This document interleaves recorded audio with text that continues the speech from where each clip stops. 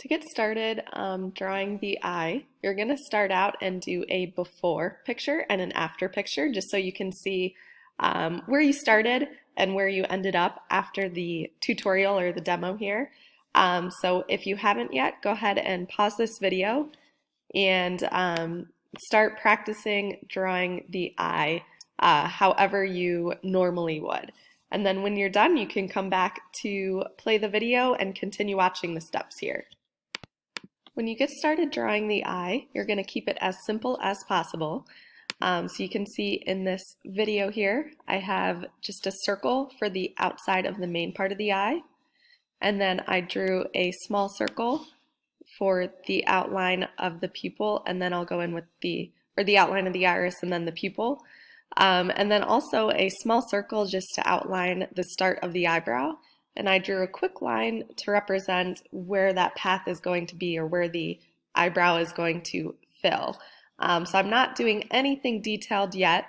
We're going to keep it as simple as possible first and then start to go in with detail. You'll also notice this little circle off to the left of the eye. When you're looking at your reference picture, look at where that little corner of the eye is. Some eyes or some reference pictures, it might be more in the middle. Some it might be lower down towards the bottom of the circle. So kind of look at where that circle starts and stops as well. But we'll continue with the video here. And you can see once you have everything outlined, you're going to go in and start to look at the actual details or start to fill in the shapes. So I'm continuing with the pupil. There's a little reflection on the eye, so make sure you look for all highlights and shadows to outline. And then the eyelid as well. So I'm going through and I'm putting a line on the eyelid on the top here. And then I'm starting to outline anywhere that I see highlights and shadows. Just like what we did on the last project, it keeps it as simple as possible, and then you're slowly adding detail. And you're continuing to just look for all of the little areas of highlights and shadows that you can then later go in and fill out. So you can see I'm just looking at all that detail, trying to get a good contour or a good outline of areas. And then once I have everything filled in or outlined, I'm going to start shading. So I'm filling in those darkest spots with the charcoal first. And then I'm also looking at the texture. So usually when you're filling in this part of the eye, there's a few lines or streaks.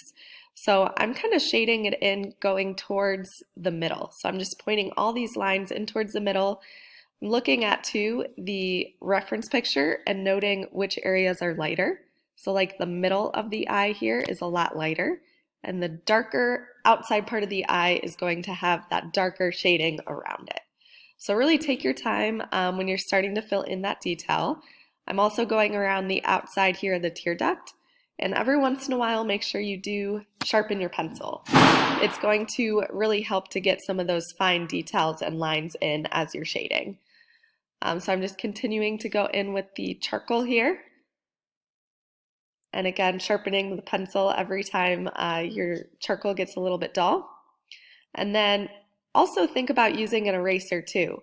If there's areas that you may be shaded that are too dark that you want to lighten up or make more of a highlight, I would then go in with the eraser, try to lighten some areas, and then you can always go back over with the charcoal again.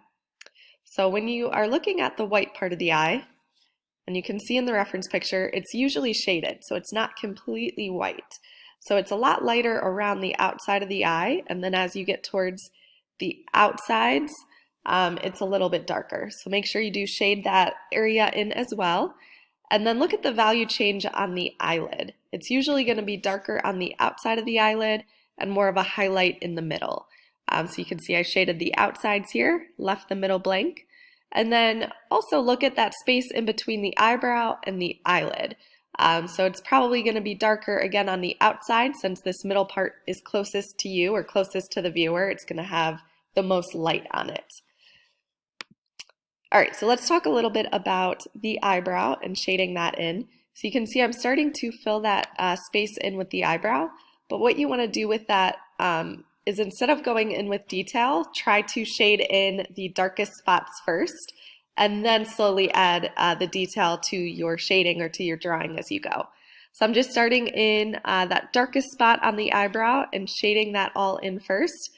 And then I'll play this so you can see the next part on the outside that is also the darkest. And then after I have that shaded in, I'm going to do more of the texture. So that's where I'll start adding the little lines for the eyebrows.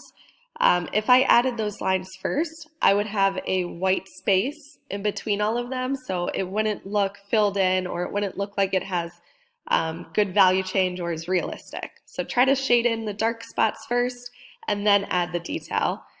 And if you have a blending stump, I would go in with that blending stump to get everything nice and smooth before you're finished. But if you don't have one, you could just take your finger, or you could take a little paper towel or tissue and kind of smudge some of those larger areas. But just be careful, make sure you still have plenty of detail with it if you are using the blending stump here. But you can see how it really helps to fade everything together and blur it so that you have some nice smooth value changes within the face here. And also look at how there's that little area of white underneath the eye. So see if you have any highlights there. When you do go in with the eyebrows, you'll notice when I play this video, instead of doing 1,000 straight lines up and down, try to again draw what you actually see in the reference picture. So if I zoom in, there's not a bunch of lines, and there's really only a few that you see extending beyond the eyelid there. So try to space it out, and they're actually going to be little J shapes, so they're going to curve out towards the outside of the eye. So I'll go ahead and play that. So again, they're not straight, but they're curving, so think of like a backward C or a J shape that you can have coming off of the eye. And then on the left side of the eye, it's going to flip and curve the opposite way. So always look at the direction of those eyelashes on your picture as you're shading them.